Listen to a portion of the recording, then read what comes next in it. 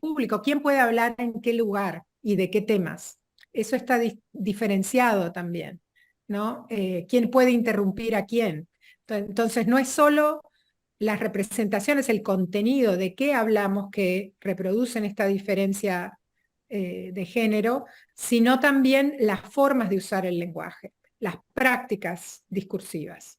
Entonces, por ejemplo, se observa que las mujeres o quienes tienen identidades asociadas con la feminidad son interrumpidas más frecuentemente, ¿no? En nuestras culturas, o no se toma en cuenta sus aportes. Esto, obviamente hay siempre excepciones, pero son como tendencias, ¿no?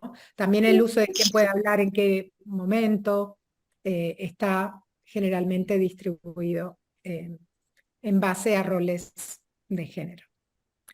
Y la regulación también, ¿verdad? Se manifiesta, bueno, quiénes pueden hablar y quién puede decidir el cambio de estas prácticas o de estas representaciones, también se conecta con estas luchas de movimientos sociales que buscan, ¿no?, la igualdad o la igualdad de género, o que desaparezcan estas distinciones de género en las prácticas discursivas. Esto se regula también, ¿no? Y se censura de cierta manera, y esto muestra que no es tan inocuo el lenguaje, ¿no? Porque instituciones, si existen intentos a nivel de organismos del Estado de regular la forma de hablar, debe ser porque algún efecto tiene, ¿no? Entonces vemos esta disputa a nivel social, de movimientos sociales que a lo largo del tiempo han intentado transformar estas formas de uso del lenguaje y estas representaciones porque consideran que es discriminatorio o que les afecta en su forma de participar socialmente. Y a nivel de instituciones del Estado y otros actores sociales existen siempre intentos de regular o condicionar estos intentos de transformación, ¿no? Y esto es típico del lenguaje. El lenguaje cambia a medida que cambia la sociedad, y estas diferencias de poder se manifiestan también en estas disputas por cómo usar el lenguaje, o qué es lo correcto, qué es lo incorrecto, cómo podemos hablar o no. Entonces vamos a ver 3 ejemplos de estas formas en que la desigualdad de género se conecta con el uso del lenguaje. Entonces el primero es esto que hablábamos, las formas de que se manifiesta el sexismo en la lengua, ¿no? El sexismo es esta ideología que genera formas de discriminación o tratamiento desigual a identidades asociadas con lo masculino o lo femenino, ¿no? Entonces no es, hoy en día decir solo mujeres y varones no sería lo correcto, porque también hay otras identidades que son discriminadas, ¿no? Que están asociadas más en este continuo, digamos, hacia lo femenino, que es lo que tiene menos valor en nuestra cultura, históricamente. Y bueno, este desequilibrio se puede ver en las formas de tratamiento, ¿no? Y esta marca de falta de independencia o estatus de la mujer o lo femenino en nuestra sociedad. Vemos, por ejemplo, que tenemos términos como señora y señorita, que todavía hoy se usan, aunque están desapareciendo un poco más, pero ¿verdad? Decimos la mujer de o se distingue a las mujeres de diferentes edades, señora, señorita. Uno tiene que elegir en formularios también, ¿verdad? Pero para los varones o lo masculino no se marcan esas formas de tratamiento. También observamos que existe una tendencia de usar el nombre de pila de la mujer, ¿verdad? Decir Mariana en vez de decir la señora Chugar, pero para los varones se tiende a usar el apellido, ¿no? Entonces se mantiene esa jerarquía. Después, la representación descalificadora de la mujer o imágenes estereotipadas, ¿verdad? Para hablar de ciertas cualidades, como decíamos antes, algunos insultos o refranes que existen, que reproducen esta diferencia, ¿verdad? por ejemplo, el asociar a las mujeres con la idea de la irracionalidad, o que está loca, ¿verdad? O que es muy emotiva, ¿no? O histérica. Hay una cantidad de cualidades que se asocian con lo femenino. Y actividades también, ¿verdad? Si pensamos las actividades relacionadas con los cuidados o con la limpieza, ¿verdad? Pero los trabajos, los oficios asociados con el cuidado o la limpieza, generalmente están imaginados o estereotipadamente asociados con la mujer o lo femenino. Y vemos este léxico de la visión androcéntrica, como decíamos antes, referidos a profesiones, otras características, ¿verdad? Todavía hoy hay en los medios de comunicación en Uruguay una tendencia, bueno, a pesar de que la Real Academia, que las Naciones Unidas aceptan el uso del término presidenta, muchos medios todavía dicen el presidente o ¿no? La intendente, no dicen la intendenta, ¿no? Cuesta hacer esa modificación. ¿Y por qué importa esto? Bueno, si pensamos en la idea de que hay una relación entre la sociedad y la cultura, también nos hace imaginar lo que es posible, ¿no? Para las generaciones futuras, para los niños, las niñas, el pensar de que puede haber un presidente Sí, o con la una lengua. presidenta, eso pues, se manifiesta también en cómo se puede imaginar quién puede ocupar ese lugar, ¿no? Y ha habido varias investigaciones recientes, ¿no? Que muestran por qué esto es importante y qué relación existe entre las formas en que imaginamos, ¿verdad? Lo posible, los estereotipos que tenemos y las inferencias que hacemos al ver esta marca de género que se supone que es neutral, la masculina, ¿verdad? Hay estudios que se hicieron con el francés, que al igual que el español distingue la marca de género en la lengua entre masculino y femenino.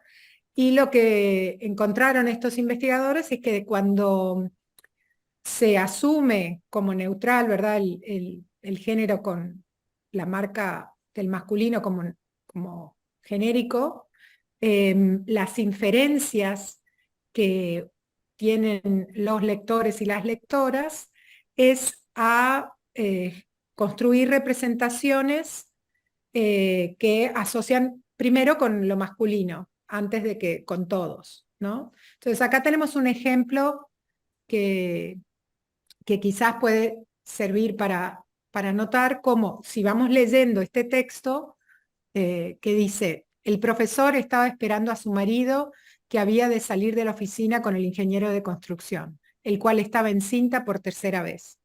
Entonces acá lo que ocurre cuando hacen estos experimentos es que hay como una disonancia cognitiva, ¿no? Hay algo que no encuadra. La persona está leyendo y de repente como que le hacen un seguimiento, ¿no? Hacen lo que se llama eye tracking, que miran a dónde van los ojos, también ven el tiempo de reacción de las personas, y lo que se observa es que la persona tarda más, porque cuando va leyendo el profesor, la primera inferencia que hace es que es un varón. Pero si seguimos leyendo, ¿verdad? Dice a su marido, entonces ahí, hoy en día está el matrimonio igualitario, podría ser dos varones, ¿no? No necesariamente es una mujer, pero ya se empieza a generar, bueno, la posibilidad de que también sea, el profesor sea una mujer. Y que había de salir de la oficina con el ingeniero de construcción. Y acá también nuevamente está la primera inferencia que surge, que es varón, pero después dice el cual estaba encinta por tercera vez. Entonces acá también se genera nuevamente una disrupción que se manifiesta en que se va más lenta la lectura, se hace más lenta y la gente vuelve para atrás para chequear si entendió bien o mal, ¿no? Entonces estos experimentos lo que demuestran es que esta marca de género que se asume neutra con el masculino en realidad no es tanto, porque estamos socializadas y socializados para asumir como la marca de género masculina como primero de varones, ¿no? Y esto vemos que que va cambiando a lo largo, ¿no? Genera distintas posibilidades del mundo. Hoy en día, quienes pueden asumir estos roles ha variado, ¿verdad? Este es un texto de 1994, hoy ha cambiado mucho nuestra sociedad y por eso podemos imaginar otras posibilidades, ¿verdad? Sin embargo, la lengua todavía nos lleva a asumir que lo normal, lo no marcado, es Sí, es lo como, ajá, masculino. como... Hay otro experimento que se hizo recientemente también comparando otras lenguas, el español, el alemán y el ruso, que marcan el género gramatical también y tienen la marca no solo de masculino, femenino, sino también del neutro. Y trataron de ver, bueno, cómo afectan estas marcas gramaticales a las representaciones que se hacen de los objetos, ¿no? Entonces, ¿qué asociamos con... qué características asociamos con las distintas marcas de género? Y ahí lo que se buscaba era ver si existe una asociación hacia lo masculino o lo femenino distinta si la marca de género es, coincide o no con las asociaciones que tenemos, ¿no? Entonces, lo que hicieron es elegir objetos que naturalmente no tenemos una asociación sexogenérica de un puente, ¿no? ¿Qué género tiene un puente? Eso es algo que se atribuye a nivel lingüístico, ¿no? No hay algo natural, digamos, aunque puede decirse siempre que no hay nada natural que está socialmente construido, es más evidente con un puente o con objetos construidos por las personas. Entonces, en este caso, eligieron este tipo de objetos y la marca que se usa en una lengua u otra es distinta. En español decimos el puente, pero en alemán die Brücke es femenino. Entonces ahí, ¿qué pasaba? Las personas que se le pedía que asociaran atributos al puente tendían a usar adjetivos que se asocian culturalmente con lo masculino o lo femenino. Entonces decían, por ejemplo, el puente es elegante, el puente está bien, es fuerte, está bien construido. En cambio, cuando el puente en alemán se asocia con el género femenino, la marca gramatical, los atributos eran es bello, es elegante, ¿no? Otros atributos asociados a lo femenino. Y esto ocurrió con varias personas, ¿no? A lo largo del tiempo. Y lo interesante es que lo hacían en una tercera lengua, ¿no? Las personas eran hablantes de español y de alemán, pero lo hacían el experimento en inglés para ver que no influyera la lengua en la que estaban usando, reportando lo que decían, ¿no? Bueno, entonces eso es un ejemplo de por qué, ¿verdad? Es importante considerar las marcas de género a nivel gramatical ¿no? Y por qué tienen un efecto en la manera en que pensamos sobre la realidad, ¿no? Y qué asociamos eh, como cualidades de lo femenino y lo masculino. Y por otro lado, como decía, las prácticas discursivas también contribuyen a la reproducción de estas marcas de género. O estas diferencias sexogenéricas en nuestra sociedad, ¿no? La forma de habitar el espacio público naturalizan estas formas que hoy en día consideramos muchas de ellas como formas de agresión o microagresiones, ¿verdad? Pero que culturalmente en otros momentos eran consideradas normales o no problemáticas, ¿no? Y bueno, algo que era una costumbre en el pasado hoy puede considerarse un delito, ¿no? Y esto lo vemos en el caso concreto de los piropos. Eh, en algunas culturas regionales, por ejemplo en Argentina y en Chile, hoy en día el piropo se considera una forma de acoso callejero, ¿no? Y es un delito. Las personas pueden ser sancionadas por dirigirse a otras usando este tipo de expresiones. Pero culturalmente se consideraban halagos históricamente, ¿no? Eran una forma de caballerosidad, ¿no? Y tenían otra etiqueta, otro nombre culturalmente, ¿no? Se decía piropos. Entonces, por ejemplo, este tipo de frases como tus ojos son dos luceros, o por ti iría a la Antártida en alpargatas, a ti te dicen Google es que tenés todo lo que busco, ¿no? Que pueden ser formas de jugar con el lenguaje, de formas creativas, de referirse a otros. Tienen a nivel discursivo como práctica ciertos patrones, ¿no? Bueno, quien enuncia generalmente es un varón, aunque hemos visto que ha habido cambios a nivel cultural, pero originalmente el rol típico de enunciar quién puede decir el piropo es generalmente un varón, la destinataria es generalmente una mujer desconocida, o sea que eso también genera una situación particular de diferencia de poder, ¿no? La representación de la mujer es siempre como pasiva, la que recibe las acciones de un hombre activo, entonces se genera toda una identidad positiva del hombre y una identidad como pasiva de la mujer. Y la evaluación resalta los aspectos físicos de la mujer y las capacidades del hombre, ¿no? A nivel de la interacción, se dan cara a cara y en el espacio público, es iniciada por el varón y no hay respuesta de la mujer, y generalmente hay un grupo de pares para el que se actúa o se hace esta performance, ¿no? Esto es como se ha descrito la forma típica de los piropos, pero ¿qué implica esto? Es que, bueno, se reproducen representaciones de la mujer como algo que está en un lugar jerárquico más bajo que el varón, por la forma en que es representada en el mensaje. También hay una forma de performatividad masculina que reproduce estas identidades masculinas basadas en la virilidad y en la heterosexualidad. También hay una práctica discursiva que en realidad la intención no es de halago a la mujer, sino más bien de reproducción de esta identidad masculina, por lo que necesita una audiencia de varones, ¿no? ¿Y cómo se justifica? Bueno, en la tradición, la idea que es algo galante, que muestra la caballerosidad, ¿verdad?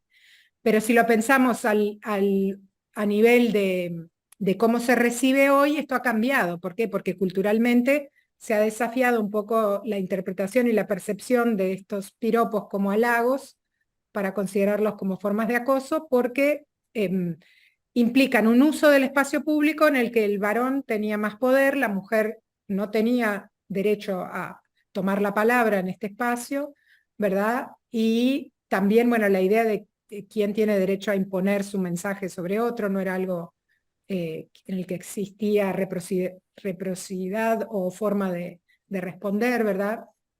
Y esto, a medida que ha cambiado socialmente esta forma de imaginar y de organizarnos socialmente y definir los roles y el uso del espacio público, también ha cambiado la recepción de estos piropos, ¿no? Entonces hoy los roles de género se reimaginan, ahora hay mujeres que usan, ¿no? Ha habido casos de mujeres que usan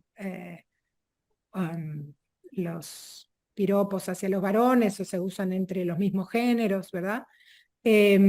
Pero también siempre existe esta diferencia de poder, ¿no? Y esta idea de que hay alguien que está imponiendo su forma o sus deseos sobre otro, ¿no? Y por eso se ha legislado y se considera hoy más algo que demuestra la falta de respeto, no el halago, ¿no? Entonces, eso ha cambiado culturalmente. Eso es algo importante también, porque vemos que a medida que cambia la sociedad, va cambiando también el lenguaje y lo que consideramos apropiado, no apropiado, posible o no posible. Entonces, el sentido de una misma palabra, de una práctica discursiva, va cambiando a medida que cambia la sociedad. Y esto no está libre de disputas, ¿no? Como decíamos, al nivel de los movimientos sociales ha habido un reclamo desde los años 70, de mucho antes, de tratar de cambiar el lenguaje como una forma de conseguir más igualdad, en particular, primero para las mujeres, hoy en día para mujeres y disidencias, ¿no? Para grupos que en la jerarquía de género están discriminados generalmente. Y vemos que esto ha habido una forma de tratar de transformar esto a través de lo que se llama el lenguaje inclusivo, ¿no? Que el lenguaje inclusivo busca abolir estas desigualdades para transformar esta asimetría que ocurre a nivel estructural, cambiar los estereotipos y reducirlos, no transformar totalmente, y evitar la discriminación en el lenguaje, ¿no? ¿Cómo se hace? Bueno, en las lenguas donde existe un género gramatical, como el español, lo que se trata de hacer es incluir lo que se llama desdoblamiento, ¿no? Entonces, las palabras que solo tienen una forma en masculino, incluirlas en la forma femenina también, o la neutralización. Es tratar de no marcar el género de forma binaria, ¿no? Y eso hay distintas propuestas, algunas usan la X, que es más difícil de pronunciar en el lenguaje verbal, y otras usan la E. En la zona del Río de la Plata se favorece el uso de la E, que trata de ser no binario, ¿no? Entonces son distintas maneras en que se marca de cierta forma y se hace una disrupción de lo naturalizado, que es que lo masculino se considere como lo neutro, que ya vimos que no lo es, ¿no? Entonces, desde los movimientos sociales se promueve esto y ha sido adoptado a nivel de organismos internacionales como las Naciones Unidas, ¿no? Que promueven también la importancia del uso del lenguaje inclusivo como una manera de evitar la discriminación de género. Ahora, ¿qué pasa? Esto, como toda disputa de poder, ha tenido su backlash a medida que cambia la sociedad y las diferencias políticas. Se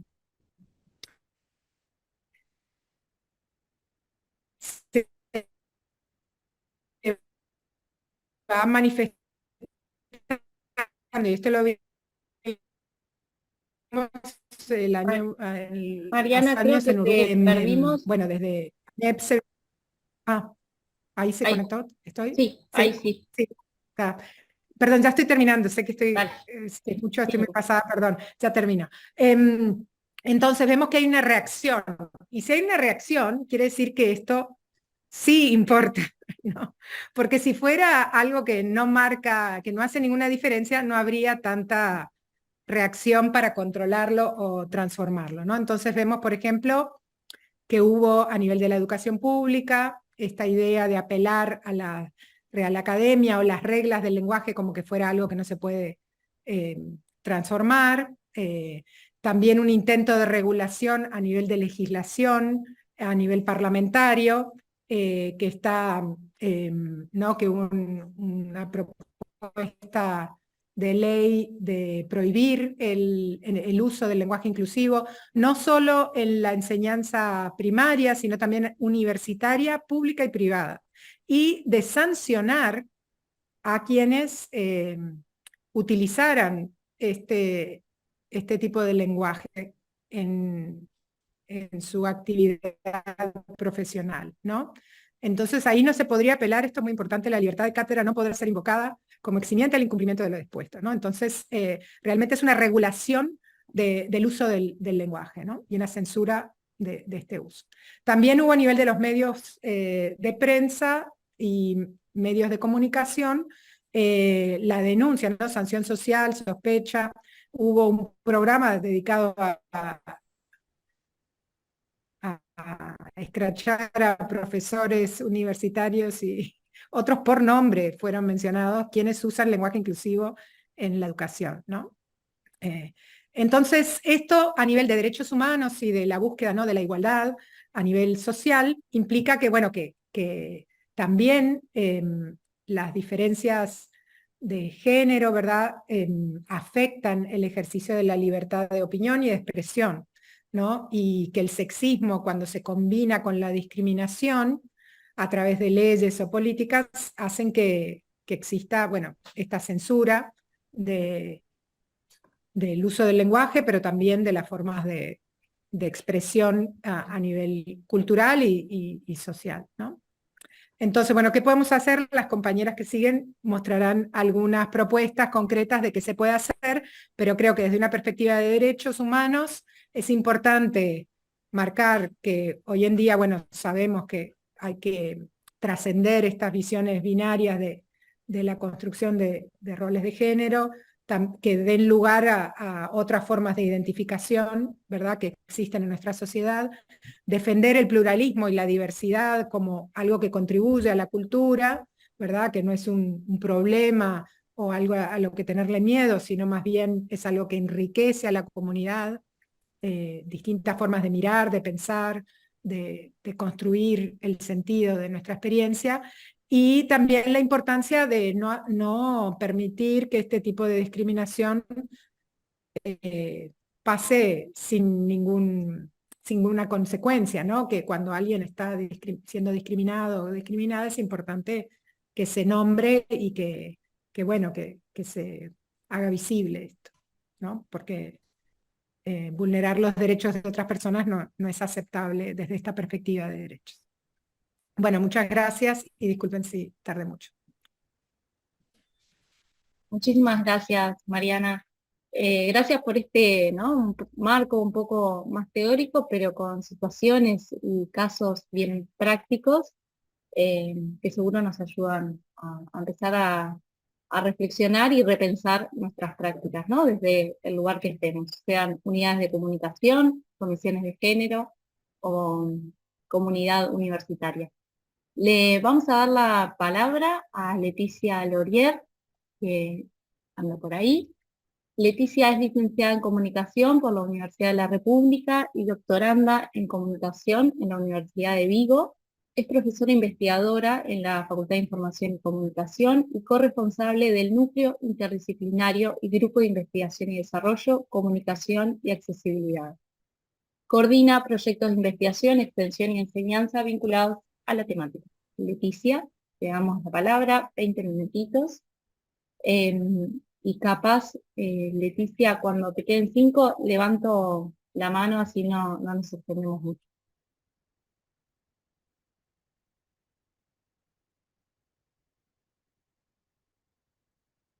¿Está Leticia?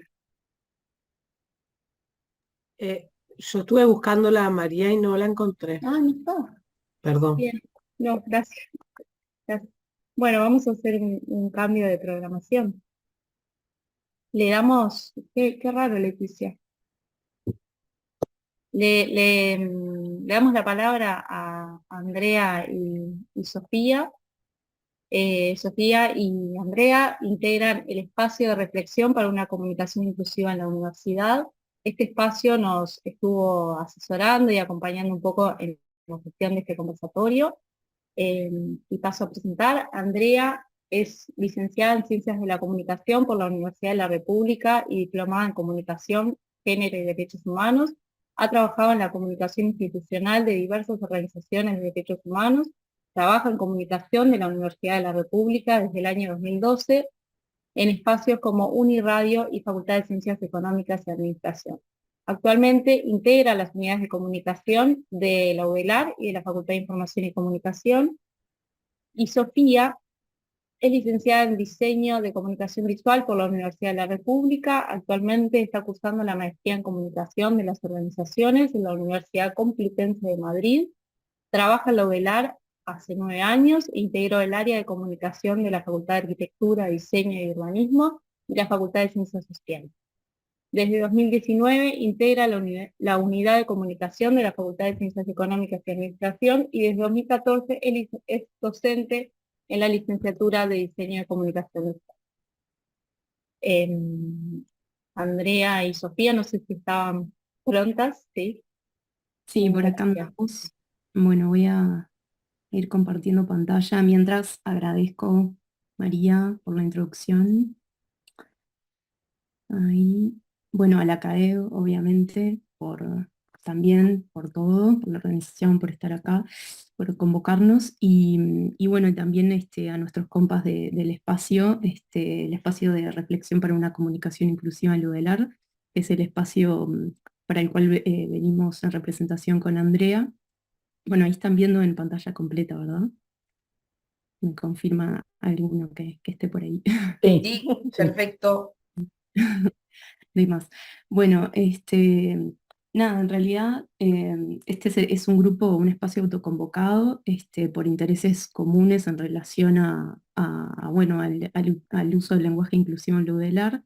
Y bueno, vamos a contar un poquito el recorrido que venimos haciendo desde el año 2021 hasta llegar, bueno, ahora. Les vamos a contar un poco cómo empezó todo. En mayo del 2021, la FADU, la Facultad de Arquitectura, Diseño y Urbanismo, el Servicio de Comunicación y Publicaciones, convocó a algunos otros servicios para integrar un colectivo que empezara a discutir sobre estos temas, ¿no? Se llamó también a integrantes de comité y comisiones de género, y algunas de estas personas también integran los servicios de comunicación de la UDELAR. Bueno, ¿cuál era la situación hasta el momento?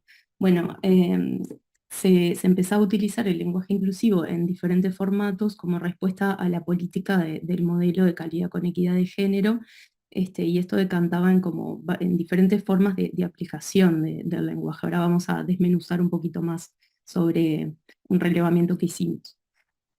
También se empezaba a ver como algunas resistencias de parte del estudiantado y y de los docentes en espacios de enseñanza, como con respecto al uso del masculino genérico, ¿no? O sea, en donde se entendía que había una falta de representación de las diversidades. Y después surge también la necesidad de representar desde la comunicación aquellas identidades excluidas, que también han sido invisibilizadas por las instituciones y oprimidas por la sociedad, como contaba antes Mariana también, ¿no? Ahí, a ver, ahí. Bueno, otras preocupaciones relacionadas con esto tienen que ver con que en realidad los intercambios que veníamos teniendo en estos encuentros daban cuenta que no era un problema solo del lenguaje escrito, sino que también habían otras expresiones de la comunicación que nos preocupaban, como la accesibilidad en los formatos audiovisuales y web, o las representaciones visuales, que también por lo general van acompañadas de un lenguaje escrito o audiovisual o de otro tipo. Las formas desiguales de ocupar el espacio, también en relación a esto que presentaba Mariana antes, ¿no? Como quienes ocupan esos lugares de discurso, de poder, y bueno, y las infraestructuras de accesibilidad que a veces, bueno, están las ganas de que estén, pero a veces no están. Y, y bueno, para ir planteando un poco el contexto del uso del lenguaje inclusivo allá por junio de 2021, lo que pudimos relevar es que había un uso del masculino genérico los en la mayoría de los servicios. Otros servicios en menor proporción utilizaban el lenguaje inclusivo binario, el las y los, o sea, el desdoblamiento, y algunos otros servicios combinaban las dos cosas, ¿no? Un masculino genérico y el los y las. Esto en base a un relevamiento que hicimos allá por junio del 21.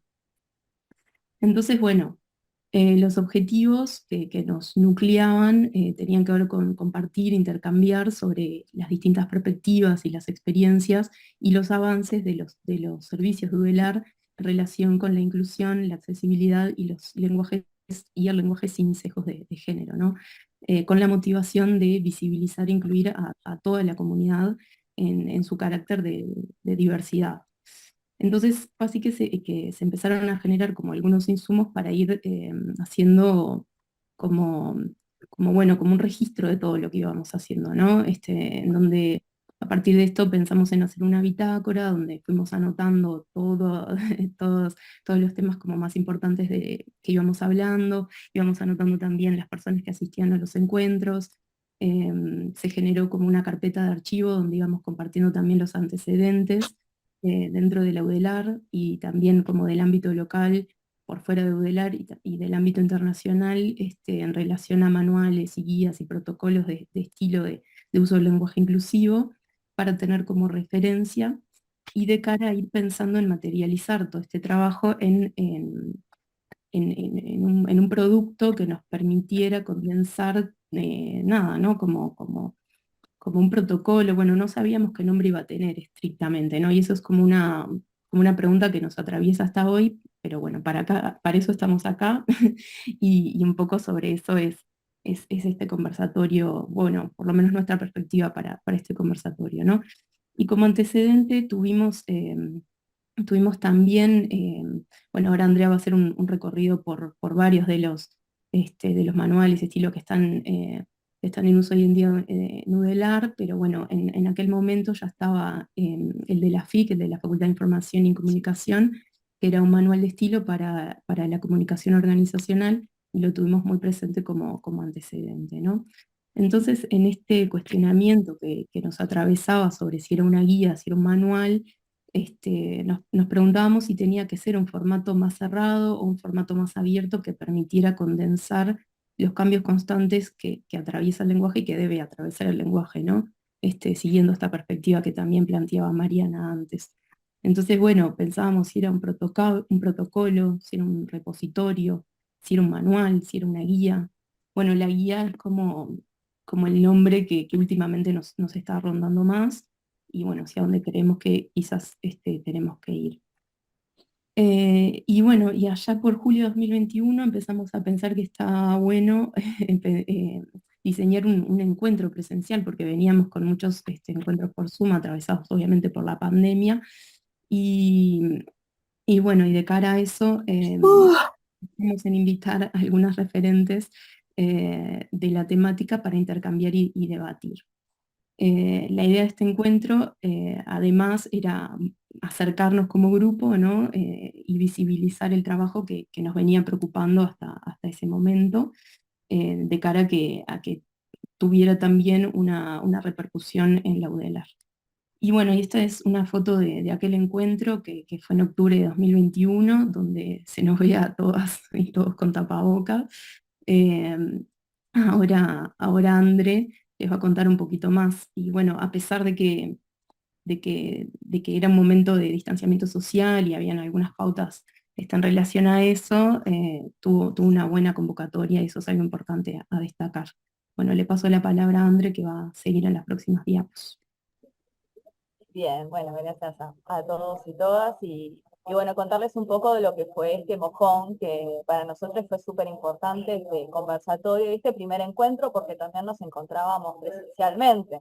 Era en época de pandemia, entonces teníamos que vernos las caras y también intercambiar. Y lo más importante fue las reuniones para organizar este encuentro, contactamos también a las invitadas, hicimos el encuentro entre los servicios dedicados a la comunicación de la universidad. Fue un encuentro puertas adentro, cerrado para el colectivo, nos dio muchísimo material también para poder intercambiar, y bueno, y por eso, bueno, invitamos a 3 referentes de la temática para poder dialogar. Como, bueno, Virginia Bertolotti, profesora titular del Departamento de Medios y Lenguajes de la FIC, y a integrante de la Academia Nacional de Letras, también a Mariana Chugar, que tuvimos el derecho de compartir también este espacio, titular del Departamento de Medios y Lenguajes de la FIC, y también a Susana Tomé, integrante de la Comisión Abierta de Equidad y Género, y de la Comisión Central sobre Cuidados, que también está allí en el conversatorio acompañándonos. Andrea, discúlpame, se siente un rebote, un eco, como si hubiera otro micrófono abierto que también está en el Zoom. Eso podría ser, capaz que es otra cosa, pero se siente un poco, creo que a varios nos está distorsionando el eco. No. Yo tengo solo el micrófono abierto aquí, de hecho estoy en la unidad y estoy sola yo con el micro. Ah. Bueno, a ver. Sigo, y cualquier cosa me avisan y pido quizás un poquito más de silencio. Bueno, en este caso nos sirvió muchísimo tener este encuentro con las compañeras, porque nos brindó muchos insumos para intercambiar, para reflexionar, para seguir adelante y ver qué ir generando, como decía Sofía, si una relatoría, si una guía, seguir trabajando un poco sobre ese espacio. Después quisimos centralizar un poco el tema, Y dos compañeras que integramos el espacio, lo que hicimos fue realizar una nota para el portal de la UDELAR con las perspectivas de lenguaje inclusivo, y entrevistamos tanto a Mariana como a Virginia, para también cristalizar ese espacio y ese trabajo. Y bueno, lo que hicimos fue reactivar el espacio en 2023, porque bueno, estábamos en época de pandemia, seguimos intercambiando, pero bueno, tuvimos que dar un freno a ese trabajo. Lo reactivamos por iniciativa de algunas compañeras y compañeros que mostraban el interés de, bueno, ¿qué seguimos haciendo con respecto a esto? Bueno, nos volvimos a reunir y ahí lo que hicimos también fue invitar a otra referente, justamente como lo es Virginia Furtado, que ella es investigadora del Instituto de Lingüística de la Facultad de Humanidades y Ciencias de la Educación de la universidad, es lingüista feminista, y de esta manera también nos dio otra óptica y otro tipo de visión. Lo que tratábamos de hacer era justamente hablar con expertas para también tener diferentes visiones y seguir reflexionando en este espacio de reflexión.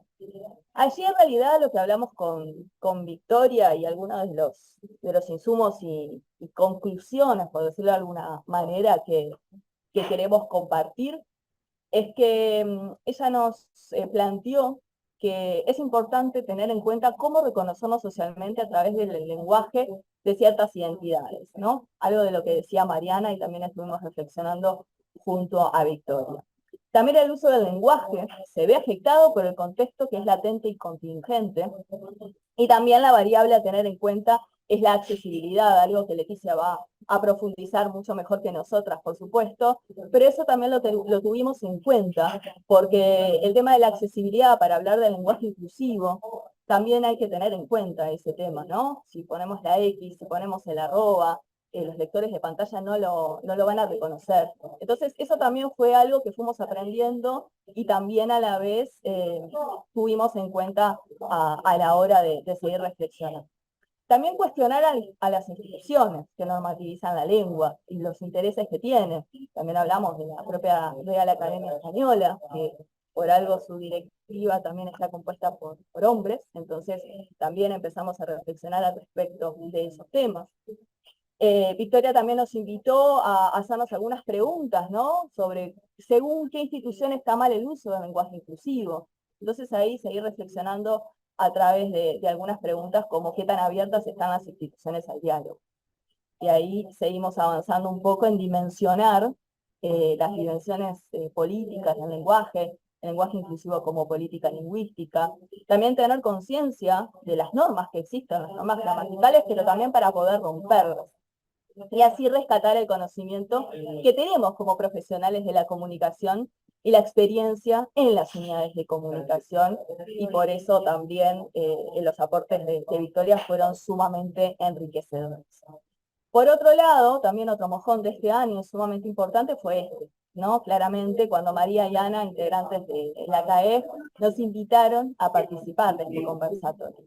Eso fue algo sumamente interesante, porque a partir de este conversatorio y estas reuniones se utilizaron como herramienta para reflexionar sobre temas pendientes y bajar ideas que ayuden a materializar este producto.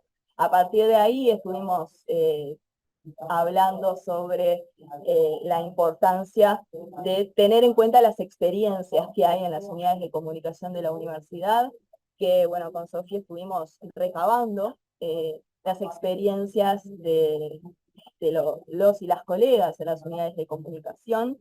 Es probable que nos falte alguna, pero les invitamos a luego en el espacio de preguntas que los compañeros y compañeras puedan también ampliar la información de cómo vienen trabajando y demás. Pero bueno, nos gustaba también la idea de, ya que venimos en representación de nuestros colegas y nuestras colegas, poder también tener en cuenta estos insumos.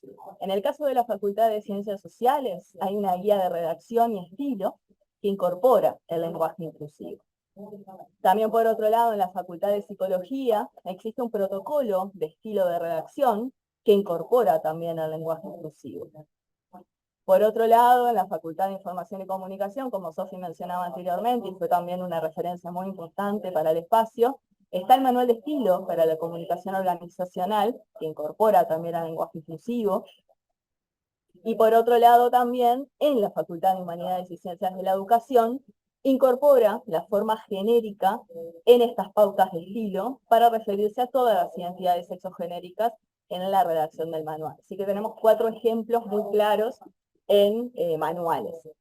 Después también en la Facultad de Ciencias Económicas y de Administración hay un acuerdo para una comunicación no sexista a partir de adhesión al modelo de calidad con equidad y también al funcionamiento del comité que se aplica desde el año 2018 y el desdoblamiento en la utilización de las y los. Por tanto, también en la Facultad de Arquitectura, Diseño y Urbanismo tenemos otro ejemplo porque se ha comprometido a la sensibilización sobre el uso de los recursos lingüísticos comunicativos no binarios y de otras formas inclusivas en el lenguaje con algunas estrategias y también tienen algunos pasos para elevar también algunas propuestas a nivel central y bueno, ese es uno de los trabajos que ha hecho FAU recientemente que luego pueden comentar un poquito más. Y otra de las orientaciones, otro de los materiales importantes es justamente las orientaciones para la accesibilidad de materiales educativos digitales de la red temática de discapacidad. Entonces, eso también nos ayudó mucho para trabajar en esta perspectiva. Después, bueno, de alguna manera con Sofi tuvimos el gusto de que nuestros compañeros y compañeras nos designaran, nos invitaran a representarles en este conversatorio, que estamos súper contentas. Y por otro lado, también, además de que integramos el espacio desde el principio, de alguna manera por bueno, nuestro recorrido, tanto laboral como por fuera de laboral, también la experiencia. Entonces, nos gustaría dejar brevemente algunos insumos desde el periodismo y desde el diseño, que Sofi va a ampliar un poquito más, y tener en cuenta también algunas autoras nacionales, en este caso, bueno, como Mariana, que para nosotras es una referente en el tema, y también por otro lado algunas otras lingüistas internacionales como la activista feminista española y docente y filóloga Teresa Meana, capaz que es la otra diapo, Sofi, la anterior. Bueno, eso del material se los vamos a dejar, pero bueno, algo que nos hace muy importante visibilizar es el sexismo en el lenguaje, ¿no? Y como un poco mencionaba Mariana, pero también teniendo en cuenta otra autora, Teresa Meana habla de la dificultación y la invisibilidad, la resistencia, pero también el menosprecio. Todos esos ejemplos del masculino es algo y el femenino es un insulto. A partir de que una persona se da cuenta de la importancia de la lengua en la construcción del pensamiento, en la transmisión de la realidad como instrumento en la lucha por una sociedad no sexista, habrá gente que no quiera cambiar su lenguaje, pero por lo menos el uso será consciente y si quieres hacerlo, encontrarás la manera. Esa reflexión nos parece sumamente interesante para compartir en este conversatorio, porque justamente teniendo en cuenta a otra periodista argentina como Silvina Molina, que ahora sí, en la otra diapo tenemos otro ejemplo, el lenguaje en sí mismo no es sexista el uso que hacemos de él. Y por eso nuestra reflexión es que como comunicadores y comunicadoras tenemos en el lenguaje la posibilidad de impulsar el cambio social hacia la equidad a través de la palabra oral, escrita, símbolos e imágenes, y el lenguaje refleja cómo percibimos la sociedad, algo que ya Mariana abordó en su presentación, entonces no vamos a hablar más sobre esto, pero justamente estas referencias fueron para nosotros y nosotras muy importantes para trabajar en este espacio de reflexión. Por otro lado, algunos ejemplos y algunos puntos que hemos tratado de dejar teniendo como referencia nuestras prácticas comunicacionales y periodísticas en las unidades de comunicación, porque bueno, la idea es irnos dando cuenta dónde están los sesgos de nuestro pensamiento y cómo se vuelcan a través del lenguaje, según Teresa Meana, que es una referente también. La idea es poder corregir el enfoque androcéntrico de nuestra expresión, ¿no? El enfoque en las investigaciones, en los relatos, en los diseños, en los estudios desde una sola perspectiva, que es la masculina. Por eso es importante romper los estereotipos a la hora también de escribir notas. También nombrar correctamente a las mujeres y a los varones y crear referentes femeninos. En este caso, referentes femeninos para hacer entrevistas, no solamente ir a buscar una fuente masculina, sino también siempre fuentes femeninas o a la hora de armar un conversatorio, que en la mesa también sea paritaria, por las voces que pueden llegar a ver, eso también es súper importante. Por otro lado, otro pique, por decirlo de alguna manera, es no utilizar cualidades, no utilizar diferentes cualidades para las mujeres, también utilizar el género femenino para descalificar, esto también es lo que Mariana mencionaba, y por otro lado utilizar términos genéricos o colectivos para sustituir palabras sexualmente marcadas. Eso es como algunos de los consejos que intentamos de alguna manera, desde la experiencia, poder replicar. También, bueno, algo importante que vamos después, Sofi lo va a comentar, es poder trabajar a través del binarismo, ¿no? A través de las redes sociales, poder utilizar la E, y esto volvemos a la accesibilidad. Después, por ejemplo, algunas recomendaciones y propuestas de cambio de Teresa Meana y que intentamos por lo menos en la escritura implementar, es utilizar algunos genéricos reales o nombres colectivos, como por ejemplo el estudiantado, el profesorado, el cuerpo docente, el funcionariado, el personal, el pueblo, la gente, el electorado, por citar algunos ejemplos que pueden ser útiles a la hora de escribir una nota o un tweet, que también recabamos, no solamente de esta autora, sino de los propios manuales de los y las colegas que hay en las unidades de comunicación, como mencionaba. También utilizar algunos abstractos, como la tutoría, titulación, licenciatura, abogacía, jefatura y dirección. Usar, por lo menos para arrancar, ¿no? En la comunicación organizacional, los géneros gramaticales de doble formas, las y los usuarios, los padres y las madres, ¿no? Mencionaba también la importancia del no binarismo, de utilizarla en las redes sociales, pero en la comunicación organizacional, quizás en una nota, para ir arrancando en las unidades de comunicación es lo que hemos implementado. Y también algún otro ejemplo, como evitar el uso del él, los, aquel, aquellos, y sustituirlo por quién, quiénes, o las personas que. Esos son algunos de los puntos que hemos intentado en este recorrido también utilizar y queríamos también dejar ese insumo. Y ahora Sofi, desde la perspectiva de diseño, del trabajo que ella ha realizado, también aportar desde esa expertise. Ahí está, bueno, retomo entonces para comentar algunos ejemplos que hicimos dentro de la unidad de comunicación de la Facultad de Ciencias Económicas y de Administración. Este es una publicación que hicimos para el 25N, para conmemorar el Día Internacional de la Eliminación de la Violencia contra las Mujeres, en donde además de hablar de otras cosas, hablamos de la inclusión, en el sentido de que cuando se logra, todas las personas tienen los mismos derechos y oportunidades, inclusive mediante el lenguaje, ¿no? Entonces un poco traíamos este ejemplo para hablar de la importancia de aprovechar estas fechas que son relevantes a la hora de visibilizar la necesidad de hablar de estos temas, ¿no? O sea, bueno, un poco por ahí. A ver, después este otro caso es de una publicación que hicimos para redes sociales, en particular para Instagram, en donde se tradujo visualmente y textualmente una investigación que realizaron compañeros del Departamento de Economía, en donde hicimos un trabajo con las compañeras de sintetizar como estas ideas como súper complejas de la investigación en 10 placas, y en algunas ilustraciones que pudieran dar cuenta de por dónde iba la investigación y cuáles eran los resultados, ¿no? En este caso, justamente se intenta mostrar representaciones feminizadas y disidencias en lugares de éxito, ¿no? O sea, una mujer, una niña y una abuela, una madre y una abuela alentando a una niña a llegar a un lugar de éxito.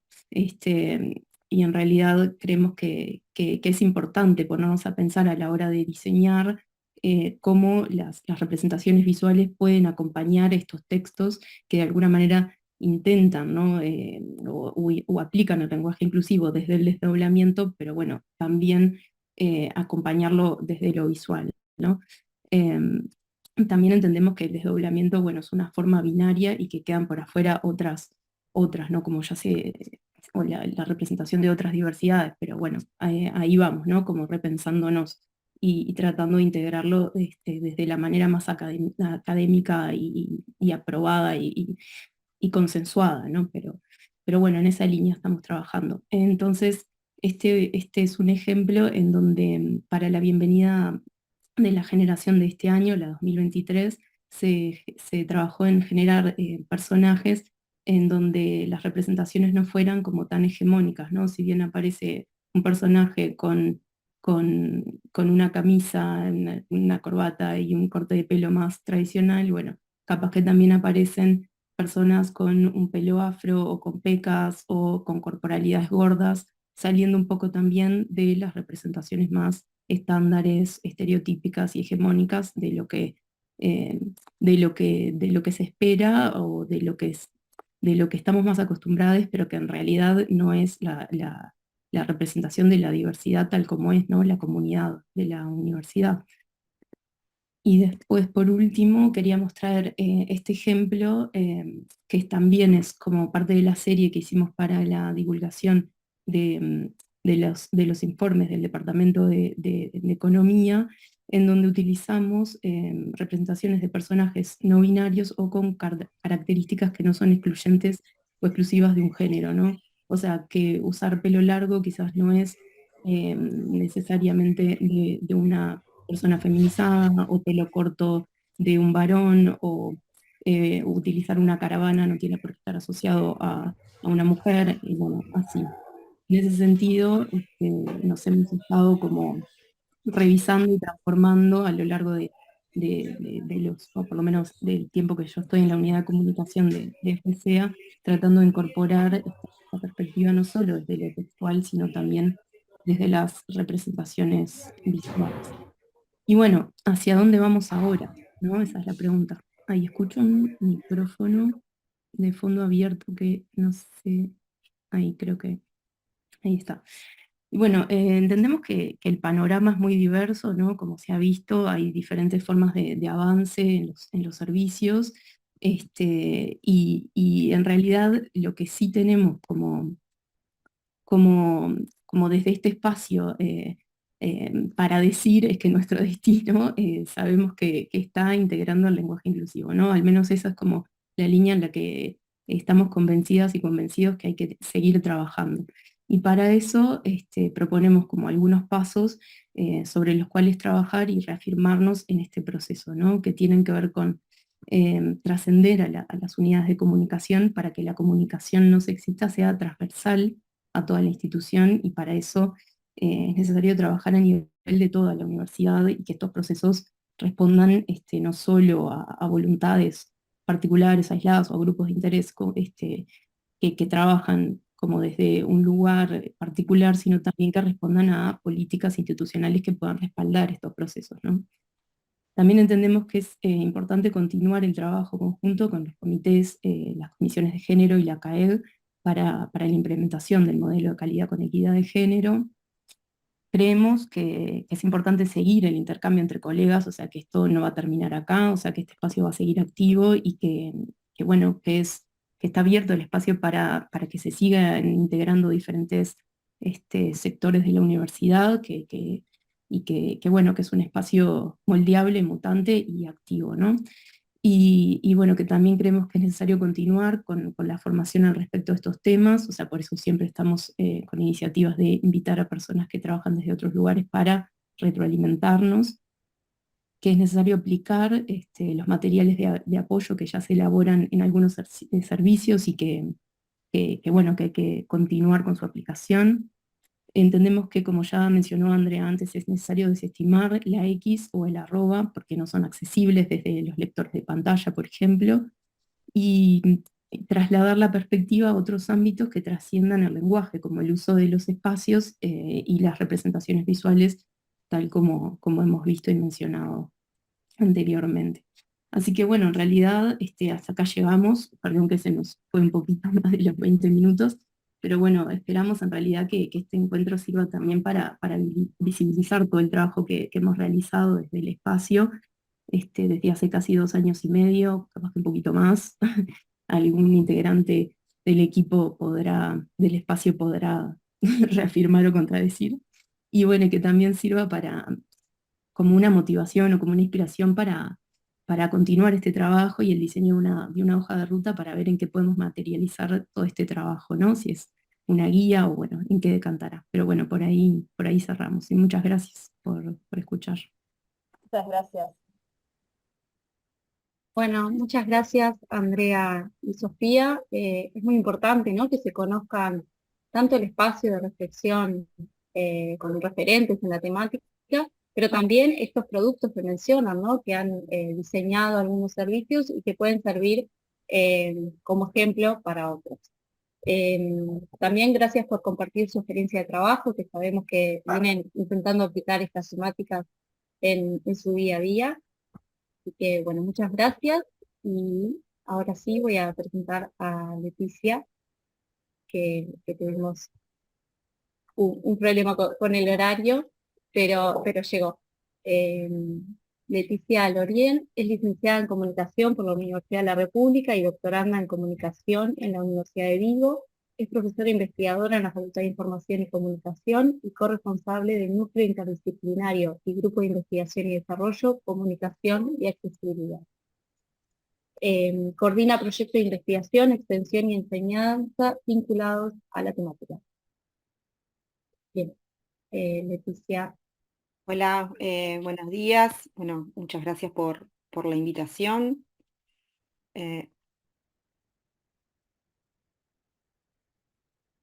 Estoy compartiendo la presentación para conversar un poquito más quizá en una línea que no es, que abarca también la parte de inclusión y la diversidad, pero prestando atención como tal vez en otros focos, y que tiene que ver con pensar la comunicación en clave de accesibilidad y conversar un poquito acerca de qué entendemos por accesibilidad y por comunicación en accesibilidad. El núcleo interdisciplinario que integro busca generar conocimiento y capacidades que contribuyan al desarrollo académico en materia de accesibilidad y al cumplimiento pleno del derecho a la comunicación. Articula actividades de enseñanza, de extensión y de investigación para el abordaje de la accesibilidad desde una perspectiva de derechos humanos, con el fin de contribuir a que más personas participen en la comunicación, independientemente de su lengua, de su edad, de su trayectoria educativa, de su condición física o mental, de su contexto o de las preferencias. En ese sentido, cuando hablamos de accesibilidad, el propósito, en principio, de pensar en clave de diseño universal, es decir, hacer posible la participación social y el acceso a bienes y servicios al mayor número de personas usuarias posibles, sin la necesidad de estar haciendo permanentes adaptaciones. Después voy a profundizar sobre más algunos de estos puntos que tienen que ver con pensar en clave de accesibilidad. También que una buena accesibilidad es la que se dice aquella que pasa desapercibida, es decir, la que no se propone necesariamente como una alternativa distinta o diferente para que determinadas personas la usen o puedan participar de algún proceso, sino que es para todas las personas. Y pensar también la accesibilidad en tanto como una categoría interdisciplinaria, sobre la cual tienen que aportar multiplicidad de áreas y también de disciplinas y de saberes. Decíamos entonces que la accesibilidad pensada entonces y la comunicación desde el enfoque de derechos humanos, que es en la línea en la que vienen conversando también las compañeras que han expuesto también antes, ¿no?, como esta obligación que tienen los estados y que nosotros como universidad también adherimos entonces a esas obligaciones. Uruguay tiene un marco normativo extenso sobre cuestiones que están vinculadas al acceso y a la comunicación y al ejercicio de derechos en este sentido, adscribe a tratados internacionales, tiene leyes nacionales, y que de alguna manera aseguran la comunicación como un derecho humano en sí, y eso ya es importante, pero también acceder a la comunicación tiene otra relevancia, además de poder ejercer este derecho, que es que la comunicación es la puerta del ejercicio a otros derechos, y por eso es tan fundamental poder trabajar en este sentido, y por eso tiene sentido conversar de inclusión y de acceso a la comunicación. Porque los derechos humanos son interdependientes, entonces para poder hacer el ejercicio del derecho de la salud, de la educación, del trabajo, también tengo que acceder a la comunicación.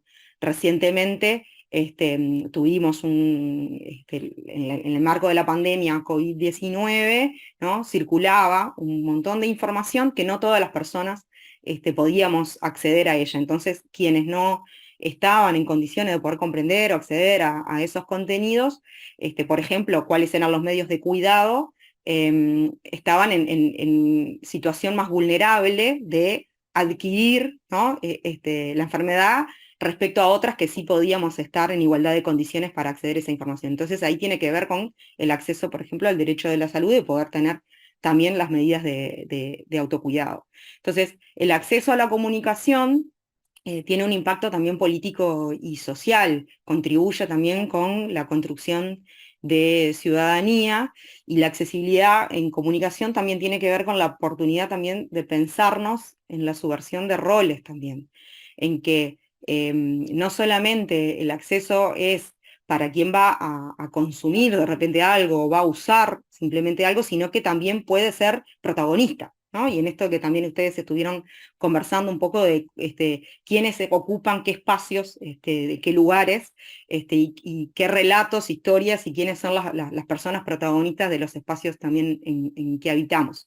Recientemente hicimos un seminario con una compañera de la Agencia Nacional de Discapacidad de Argentina, de la Dirección de Accesibilidad, y para las elecciones internas que tienen en Argentina, que se llaman las PASO, hicieron un dispositivo que se llamó el voto accesible, en el cual diseñaron un montón de materiales en diferentes formatos, pero también protocolos, también involucraron a muchas instituciones y actores pensando en que todas las personas puedan participar de esa instancia electoral de ejercicio de ciudadanía.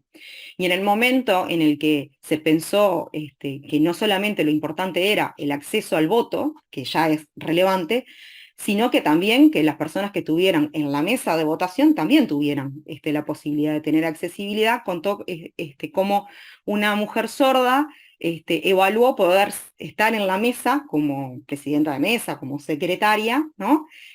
Porque existía la posibilidad de contar con intérprete de lengua de señas argentina en la mesa, no solamente para ir a votar.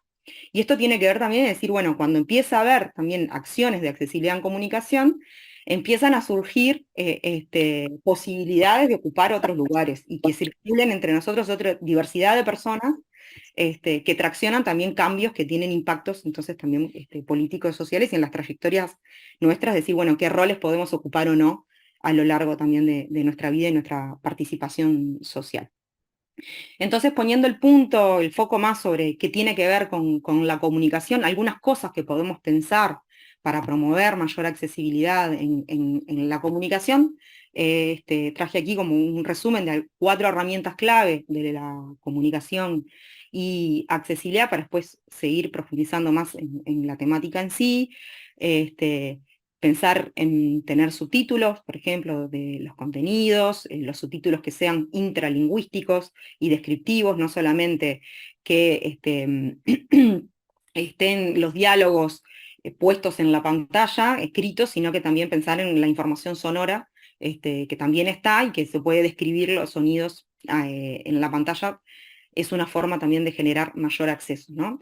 La lengua de señas, ya sea en interpretación, como estamos asistiendo en este evento en particular, ¿no? Ahí contamos con intérpretes en lengua de señas, pero también puede ser en formatos de traducción, cuando yo ya tengo un contenido hecho y puedo también hacer una traducción y tener entonces ahí esta lengua, ¿no? Que se realiza con movimientos del cuerpo y de la cara y que se percibe visualmente, y entonces que puedo tenerlo también allí en un registro audiovisual.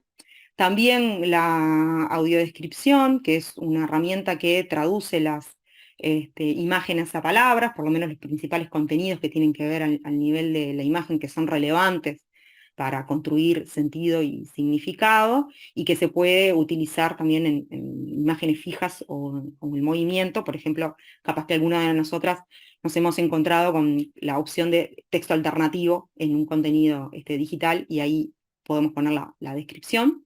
Y la lectura fácil, que quizá es la menos conocida porque también ha tenido un surgimiento más reciente, que consiste en producir o adaptar textos siguiendo algunos lineamientos específicos, especialmente pensado en personas que pueden llegar a tener alguna dificultad de comprensión lectora.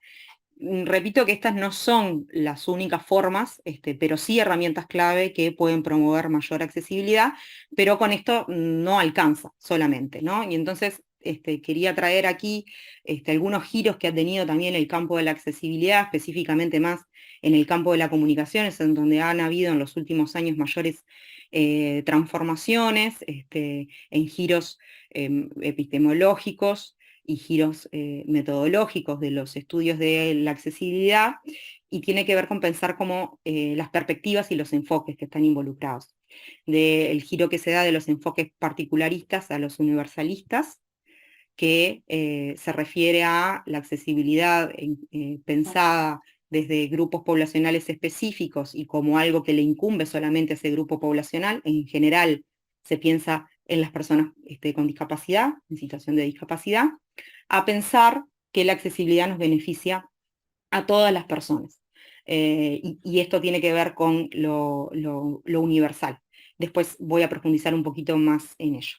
Después, los enfoques que tienen que ver con pensar en que los diseños, y esto viene también desde el campo del diseño ya desde los años 60 por lo menos, en que los equipos de personas expertas y de especializadas en el diseño son quienes tienen el saber, y entonces los que tienen que producir lo que otras personas van a utilizar a este enfoque que pone el foco en las personas que van a utilizar los bienes o los servicios, o que van a participar de los procesos y las actividades y las propuestas que estamos diseñando. En el entendimiento de que esos saberes de la vida cotidiana, de la experiencia, son muy valiosos y son importantes porque además que están históricamente situados y atravesados por la experiencia humana, son las que tenemos que tener en cuenta, y esta discusión no se da solamente en la accesibilidad. Estamos hablando también, trajeron aquí también la perspectiva de género, y creo que es indiscutible cómo la experiencia humana que nos atraviesa es importante también traerla y trabajar en participación, y poner el foco también, y validar otros saberes que no son solamente los saberes también que vienen desde la academia, ¿no?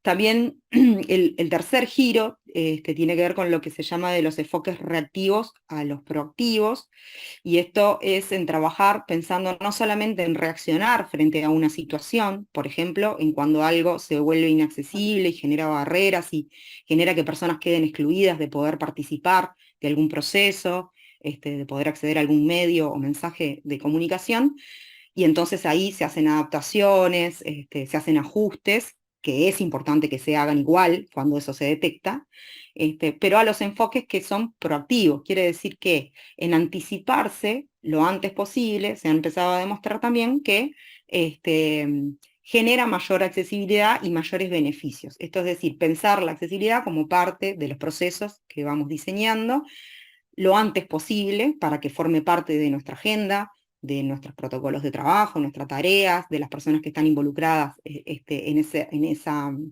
actividad, proceso o generación de mensajes. Y entonces también, al igual que las personas usuarias formen parte de los procesos de diseño, tienen impactos a mayor largo plazo porque evitan adaptaciones futuras, por ejemplo, o estar haciendo continuamente adaptaciones porque no hubo personas involucradas ahí que tuvieran la experiencia para llevar. también se promueve mayor accesibilidad cuanto a estas brechas entre quien diseña y quien está involucrado en ese diseño, es más cercano ese vínculo, y cuanto antes se piensa en el diseño en clave de accesibilidad. Entonces, para bajar un poquito más esto a tierra, cuando pensamos la accesibilidad, ¿para qué? Bueno, en principio se habla también de derribar barreras, ¿no?, de accesibilidad, poniendo el foco en los entornos, en las actividades, en los procesos que diseñamos, y no en las personas, en lo que las personas podemos o no podemos hacer, ¿sí?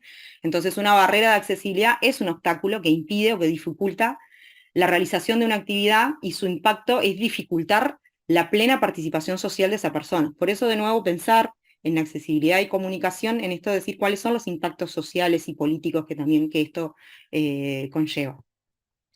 Y entonces, accesibilidad también, ¿para quiénes? Bueno, para todas las personas, en el sentido de que si hay algo que nos caracteriza como humanidad, es la diversidad de la experiencia humana.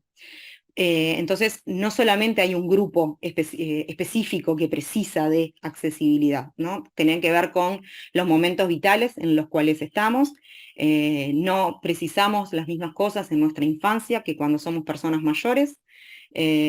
Entonces, ahí, cuando estamos en nuestros primeros años, probablemente no vamos a poder leer un subtítulo, y entonces las películas se nos presentan a veces con la opción más de el doblaje, por ejemplo, ¿no? Cuando un bebé gatea, es más fácil ir por un espacio plano que por una escalera, pero también cuando seamos personas mayores o que seamos usuarias de bastón, también es más fácil tener un espacio plano que una escalera, ¿no? También para las características personales, porque no todos podemos hacer lo mismo de la misma manera. Entonces, atender esa diversidad es importante para justamente pensar en que no todos tenemos la misma altura, ni usamos el cuerpo de la misma forma, y la accesibilidad tiene que ver en pensar también en esa diversidad. También con la lengua, ¿no? La diversidad lingüística que estamos, por ejemplo, asistiendo en este momento de este evento. Tenemos dos lenguas que están presentes, el español y la lengua de señas uruguaya. Y entonces también atender esa diversidad lingüística tiene que ver con pensar con la accesibilidad. Pero también pensar en que asistimos hoy a una universidad que por suerte también tiene mayor diversidad lingüística, tenemos otras variedades del español dentro de nuestro propio país, pero también de colegas y estudiantes que asisten también de otros países. En el propio Uruguay tenemos otras lenguas que también están circulando, y entonces pensar también que la lengua es una forma de accesibilidad, tiene que ver con pensar también en la diversidad de nuestros entornos. En las trayectorias socioeducativas y culturales que cada uno tenemos y atravesamos, no todas las personas partimos desde los mismos espacios y lugares, y pensar en que la accesibilidad puede ser una promotora también de generar mayor equidad, en entender que no todos tenemos los mismos acumulados, ¿no? Y que algunas trayectorias de vida y socioeducativas y culturales también están en situación de vulneración. Entonces, que también pensar en accesibilidad puede promover en hacer menos excluyente, y que esas vulneraciones que continuamente se repiten, y además que estas situaciones se entrecruzan, ¿no? Porque, por ejemplo, a veces las personas con discapacidad, además, capaz que son las que tienen las trayectorias educativas más vulneradas también, ¿no? Entonces, cómo estas cosas empiezan también a entrecruzar. Las preferencias que podamos tener las personas, si algo es accesible, permite también ejercer preferencias sobre algo, en esto de que si tengo un espacio plano por el circular frente a una escalera, podría también tener mayor preferencia de poder circular por el espacio plano o usar un ascensor. O, por ejemplo, en mi caso, prefiero, si es una película que esté en español, aunque sea la misma lengua que hablo, prefiero ponerle subtítulos en español, y porque existen, los puedo usar. Si no existieran, no podría tampoco ejercer esa preferencia, pero también tiene que ver con el contexto en el que estamos, ¿no? Si quizá estoy en un lugar que está muy ruidoso, bueno, tener subtítulos es importante, porque entonces por ejemplo, ¿no? En la universidad estamos llenos de a veces pantallas que están en los halls, en las entradas, o en lugares de circulación, y tener entonces esas otras formas de proponer la información también ayuda a que en un espacio que no se pueden utilizar el volumen o que no se pueden utilizar auriculares, también tener otras herramientas para poder acceder a ese contenido. Y si estamos pensando, por ejemplo, en las cuestiones del acceso físico, decir, bueno, como también un espacio plano o un ascensor es mejor si voy con carga o si ando con un cochecito de bebé o si soy usuario de bastón o de silla de ruedas, ¿no? Entonces, como que esas cosas también, decir, cuando existen, las puedo usar si quiero, ¿no? También, no necesariamente porque es la única forma que tengo de poder participar de ese espacio, pero también me habilita las preferencias.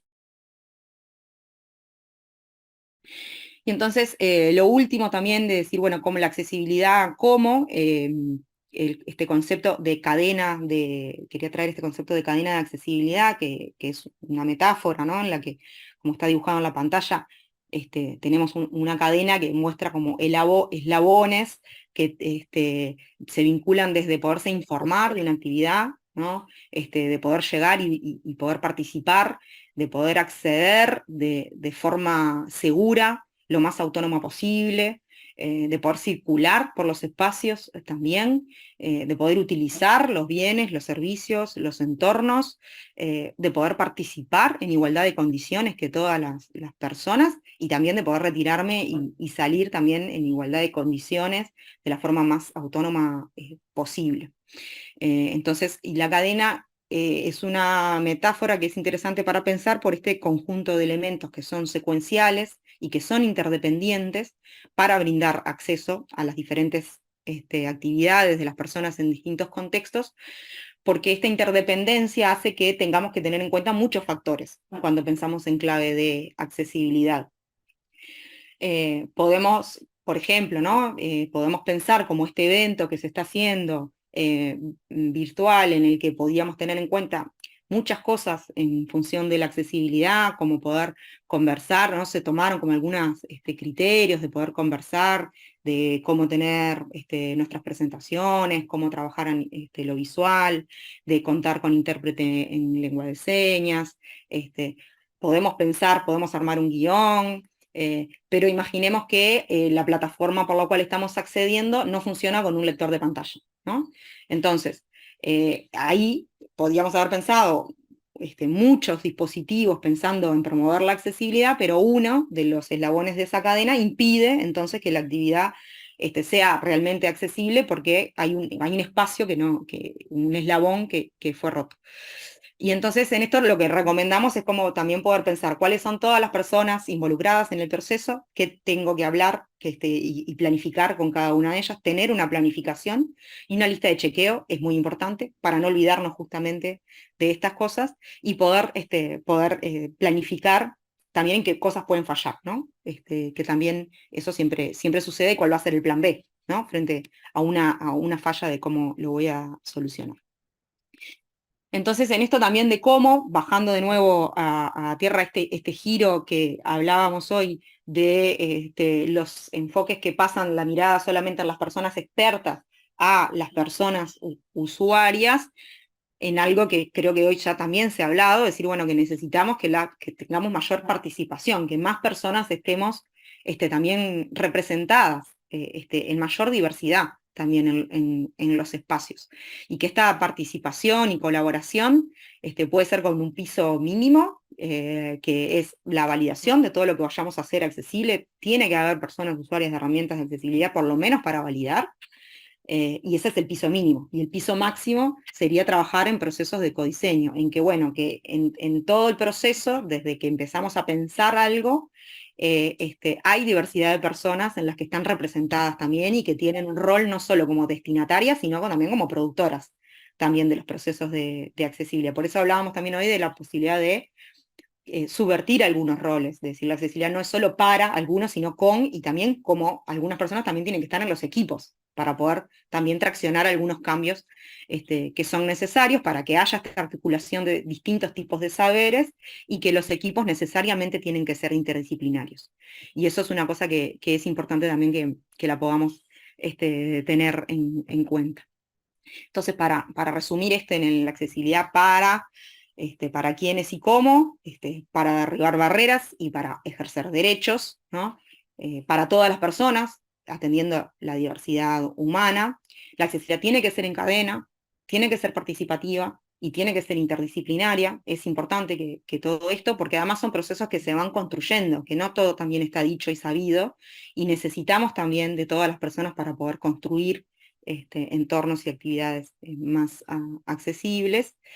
Y que, bueno, en la universidad, en accesibilidad y comunicación tenemos algunos desafíos, creo que estamos muy coincidentes con algunos de los cierres que han traído las compañeras también en la necesidad de visibilizar que esto es necesario también traerlo, ponerlo en agenda, conversarlo, reflexionar, y entonces por eso este tipo de actividades son muy importantes y me alegra de que existan y que cada vez existan más y que se empiecen a cruzar las temáticas también, de decir, bueno, de qué estamos hablando cuando hablamos de inclusión, también podemos pensar en estas cuestiones, de formar, y estoy como repitiendo la agenda anterior de la presentación, pero es importante que nos formemos porque hay saberes específicos que están vinculados también a esto y no es una cuestión solamente de voluntad, sino me tengo que formar en poder saber cómo hacer algunas cosas, de cómo pensarlas también y formarnos también de esta perspectiva crítica que está viniendo desde hoy, ¿no? Es decir, creo que también este conversatorio empezó desde hoy temprano, con esta mirada también crítica, de poder pensar sobre las prácticas que tenemos, que desarrollamos, reflexionar, y en eso también va la formación, no solamente como un saber técnico, ¿no? De un saber hacer, pero también de podernos pensar en otros lugares. Y lo mismo que traían las compañeras de transversalizar, ¿no? No puede haber solamente, aunque es muy importante que exista, algunos equipos que trabajen sobre estas temáticas, pero necesariamente tenemos que empezar a transversalizar y a expandir en otros espacios. La universidad cuenta con algunos espacios centrales que son interesantes para trabajar esto, pero se necesita también que otras personas y otros actores estén involucrados, porque solo así esto va a poder formar parte de una agenda y también de poder traer a nuestros espacios de trabajo y académicos también a mayor diversidad de personas. Y creo que también esto es lo que empieza a generar algunos cambios. Cuando nosotros empezamos a vincularnos en la diversidad, también empezamos a transformar, ¿no? Cuando empiezan a aparecer otras colegas y otros pares, también empezamos a generar transformaciones que son importantes que sucedan. Entonces, por un lado, tenemos que estar preparadas y preparados para que eso suceda, y en eso va la formación y la planificación y la puesta en agenda, y cuando eso empieza a suceder, empiezan a aparecer personas nuevas que antes no estaban. Y eso empieza también a transformarnos porque, bueno, porque nos interpela a nosotros en los entornos, nos damos cuenta que capaz que lo que estábamos haciendo no fomenta la participación de todas las personas en igualdad de condiciones. Y vamos entonces a pensar también cómo cada vez las cosas que vamos haciendo pueden ser cada vez más accesibles, promover mayor inclusión, pero sobre todo pensar en que menos personas queden afuera, y que la universidad no sea tampoco un espacio en el que promueve la exclusión. Bueno, muchísimas gracias. Me pasé unos minutos, perdón. Gracias, Leticia.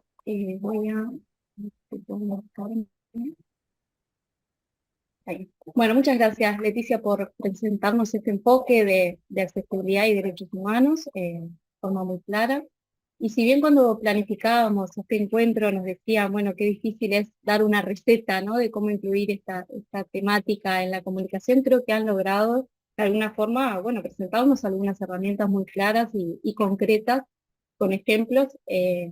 Así que bueno, nos llevamos toda esta información y bueno, capaz que abrimos al intercambio, agradecerle a las 4 por sus presentaciones. Y lo que voy a hacer en cosas que pueden fallar, que decía Leticia, aprendí a fijar a más de 2 personas. Un poco tarde transcurrido el conversatorio, pido disculpas por eso, y voy a fijar al resto de las compañeras.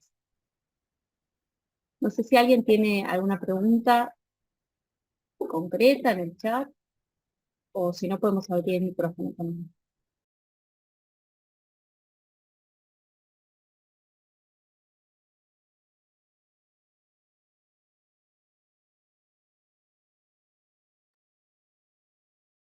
Noelia estaba levantando la mano física. A ver Bien, si- y ahí también virtual. Noelia. Buenas, ¿cómo andan? Buenísimo el conversatorio, la verdad que me dejó pensando en 10 millones de cosas. Y una de las cosas que me dejó pensando, sobre todo en la presentación de Lucía, eh, perdón si no me acuerdo bien del nombre, pero de quien habló última, en un momento dado dice giros de la accesibilidad de expertos usuarios, me preguntaban sobre, ¿no? O sea, yo creo que la mayoría de las veces que comunicamos cosas son personas que ven, son personas que escuchan y son personas que hablan. Entonces, me preguntaba si cuando yo quiero hacer algo accesible, termina testeando o termina teniendo algún tipo de aporte de las personas que no ven, no escuchan, no hablan, como para poder tener algo que sea efectivo, ¿no? O sea, como esa demanda, está bien, yo necesito este tipo de productos, pero también necesito que tengan algunas características para que mi libertad se pueda cumplir en todo momento y poder tener pleno derecho de utilizar, ejemplo, un sitio web, ver un afiche, un video, etcétera. Eh, Esa es como una pregunta que se me vino así a la mente y te quería compartirla para ver si no sé cómo hacen, la verdad no tengo ni idea, pero bueno, como tener eso, a ver si me lo pueden contestar. Bien, creo que la pregunta era para Sí, mí. Leticia. Noelia, bueno, muchas gracias por traer esta pregunta y tiene que ver con esto que llamábamos como los pisos mínimos en la validación, ¿no? Con personas usuarias de herramientas de accesibilidad, es decir, bueno, cuando hacemos y diseñamos algo, poder validar si eso funciona, que las personas que van a validar también tienen que tener también formación y también una experiencia diversa, porque las experiencias a veces son únicas, es decir, bueno, a una persona le puede servir, pero a otra no. Entonces, en ese sentido hay que tener también los procesos de validación, también hay metodologías para hacerlo, y algunas cosas que ya después quedan también instaladas, nos sirve después para poder, no tenemos que ir a validar cada vez que lo hacemos, ¿no? Porque también adquirimos algunas capacidades.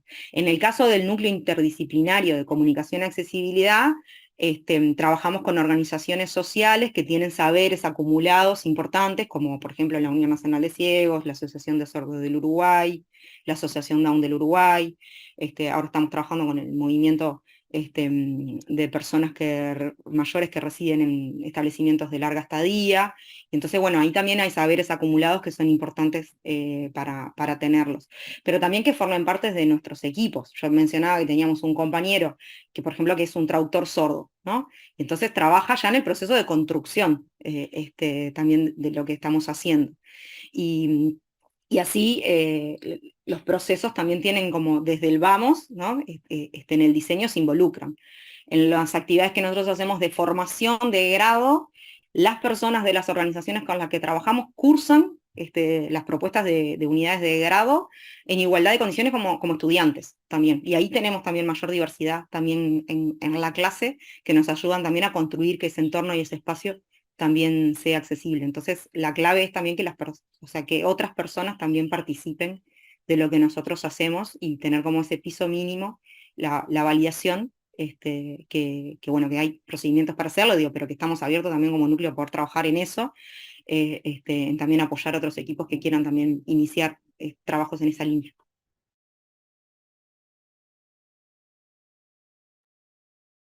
Gracias, Leticia. Bueno, no sé si hay alguna otra pregunta, algo en el chat o alguna experiencia que quieran contar. Sé que hay varios integrantes de unidades de comunicación o comisiones de género. ¿Quieren contar alguna experiencia?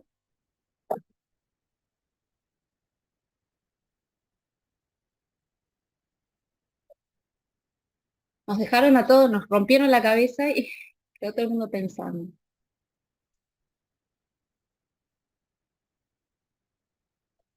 Ahí, Ruth Torres, levanta la mano, le damos la palabra.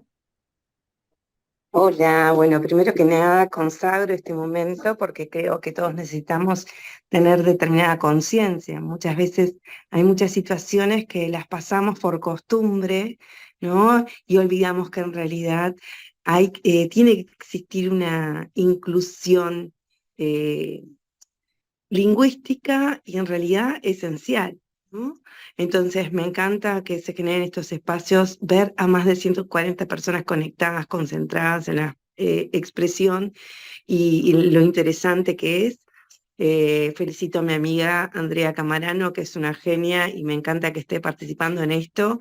Y bueno, los felicito, es necesario, los insto a que se generen más oportunidades para que podamos participar, generar esa conciencia y, por qué no, una responsabilidad desde toda la docencia y desde toda la universidad. Gracias.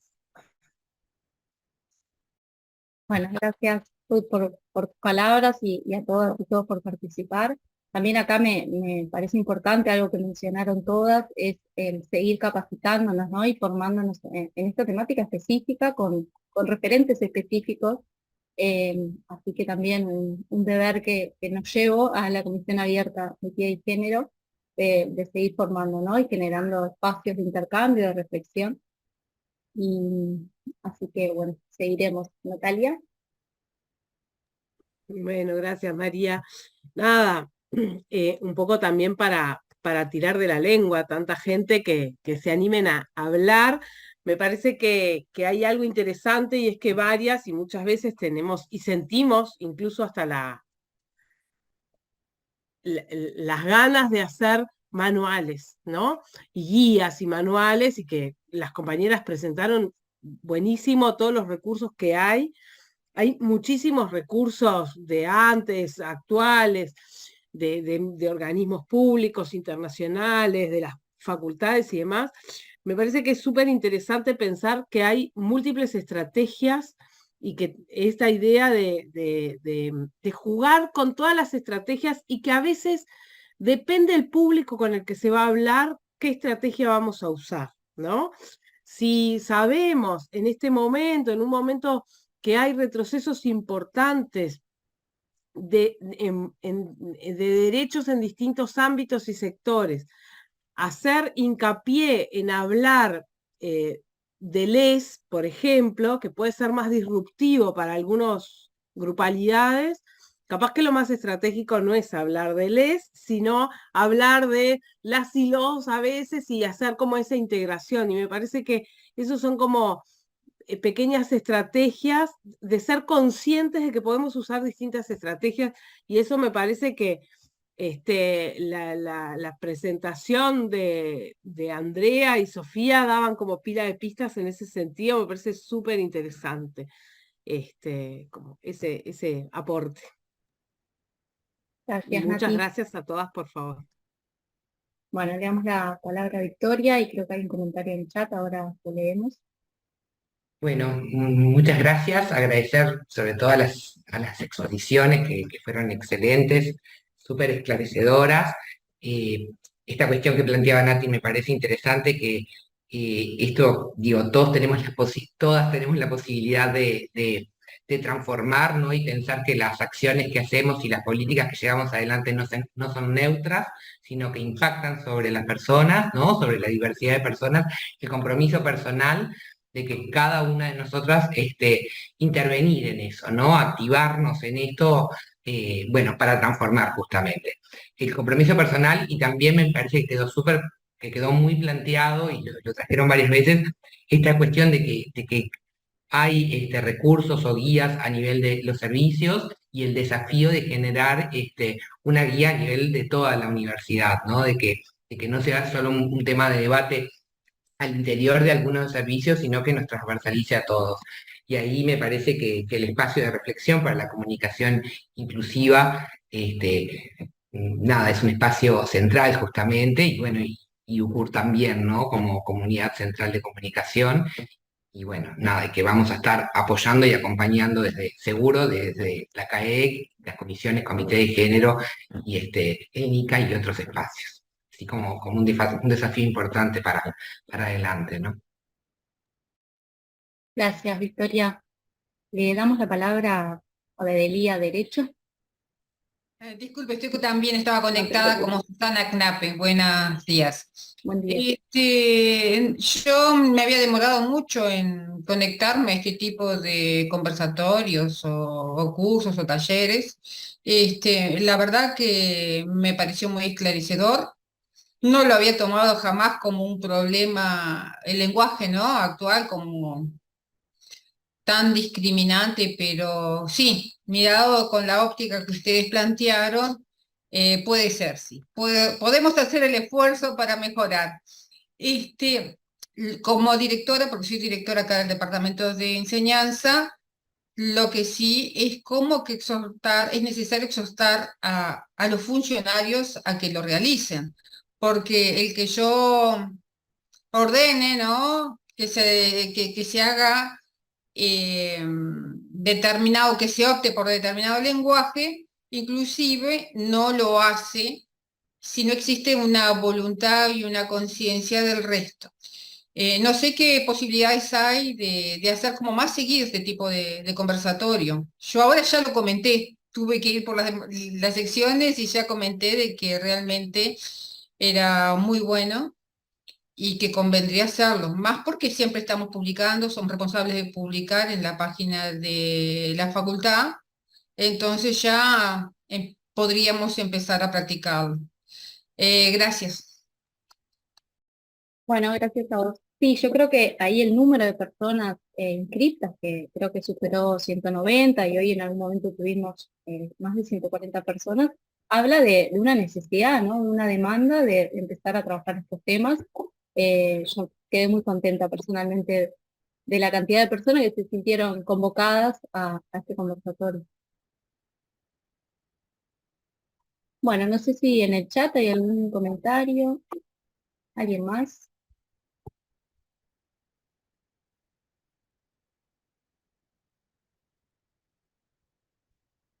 Si no, capaz que vamos cerrando. Recuerden, no sé si levantaste la mano de nuevo, Bedelía Derecho o quedó levantada.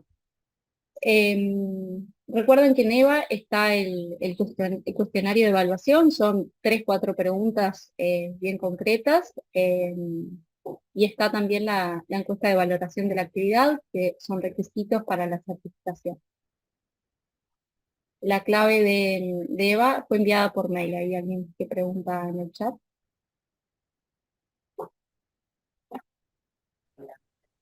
Bueno, bien, entonces cerramos. Muchísimas gracias a las expositoras y a todos y todas por participar.